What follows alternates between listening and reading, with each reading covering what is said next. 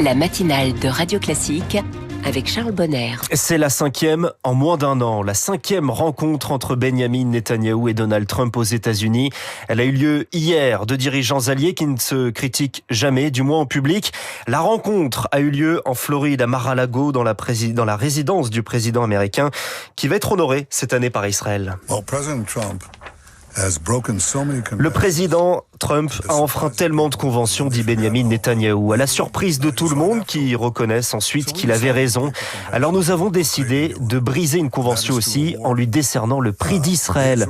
En près de 80 ans, nous ne l'avons jamais décerné à un non-israélien. Nous allons le décerner cette année à Donald Trump pour son aide à Israël et au peuple juif.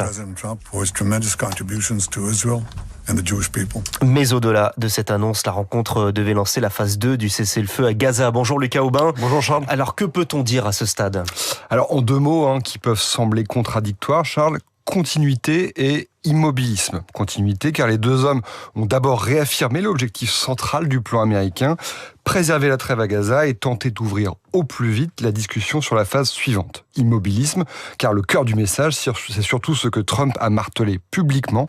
Il n'y aura pas de phase 2 sans désarmement du Hamas. Alors côté israélien, Netanyahou repart avec ce qu'il cherchait, une validation politique de sa ligne sécurité d'abord et un parapluie diplomatique face aux critiques internationales. Côté américain, Trump obtient ce qui l'affectionne, une photo et une promesse, maintenir la mécanique de la trêve en vie, donc pas un accord final, plutôt un contrat de survie du processus, et vous savez ce qu'on dit, les promesses n'engagent que ceux qui y croient. Vous parlez de mécanique, alors qu'est-ce qui précisément bloque encore le passage à l'étape suivante ? Alors le verrou, ce sont les conditions. Netanyahou continue de lier toute accélération à un point hautement symbolique, la restitution des restes du dernier otage israélien encore non rendu. Or, diplomatiquement, c'est un nœud parfait, entre guillemets. Israël dit pas de suite sans ce geste, et le Hamas n'a pas intérêt à céder son ultime levier, tandis que Washington se retrouve à gérer une trêve qui tient, mais qui n'avance pas.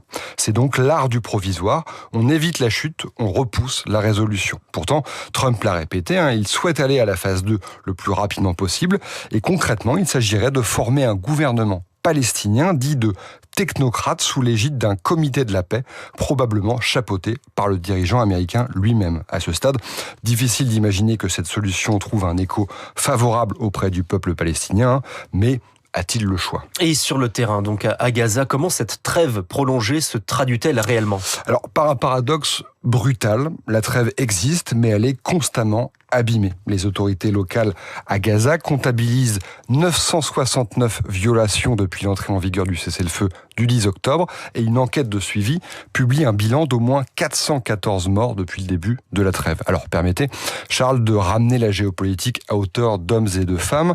Vu d'ici à Gaza, la trêve n'est bien sûr pas la paix, c'est un entre-deux permanent.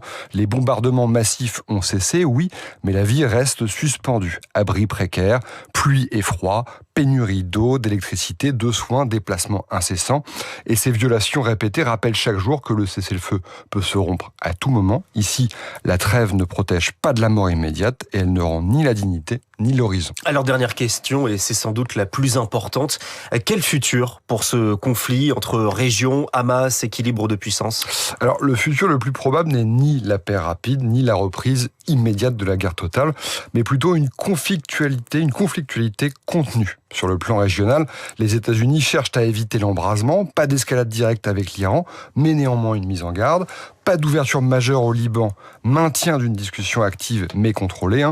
Pourtant, on l'a vu par le passé, Israël conserve néanmoins une liberté d'action militaire malgré la pression américaine. Du côté du Hamas, la ligne est claire, survivre politiquement. Le mouvement accepte la trêve parce qu'elle lui permet de se maintenir. Mais il refuse de disparaître du jeu. Il mise sur le temps, sur l'usure et sur l'absence d'alternatives politiques crédibles à Gaza. Le futur du conflit ressemble donc à ce qu'on voit déjà émerger. Ni résolution, ni effondrement, mais un équilibre instable, fait de trêves prolongée, de violations contrôlées et de négociations fragmentées. Alors tant que cette équation ne changera pas, Gaza restera au cœur d'un conflit dont l'issue est incertaine. Au fond, cette rencontre entre Trump et Netanyahou n'a pas rapproché la paix, elle a plutôt organisé l'attente. Mais attention, le casus belli n'est jamais très loin. Un statu quo dans une région qui s'embrasse donc souvent. L'écho du monde avec Lucas Aubin. Merci Lucas et à demain. Dans la presse, à lire ce matin, tsunami blanc en une du Parisien en référence à la déferlante de la cocaïne sur le pays. Entre 2010 et 2023, la consommation a triplé. Alors pour l'expliquer, la psychologue Naïra Melavia, interrogée par le Parisien aujourd'hui en France, pointe une société qui valorise la performance, ce qui fait de l'usage festif de la cocaïne une normalité. Tout autre sujet dans un article des Échos sur les investissements gigantesques qui attendent l'agriculture française. D'abord, le constat issu d'une étude publiée récemment. À cause du changement climatique, 90% des productions agricoles seront fragilisées par le changement climatique d'ici 2050. De quoi faire perdre jusqu'à 50% de la rentabilité. L'étude estime que pour la moitié de la surface agricole utile française, la surface donc étudiée, il faudrait investir 16 milliards d'euros simplement pour maintenir la rentabilité actuelle des exploitations. Il est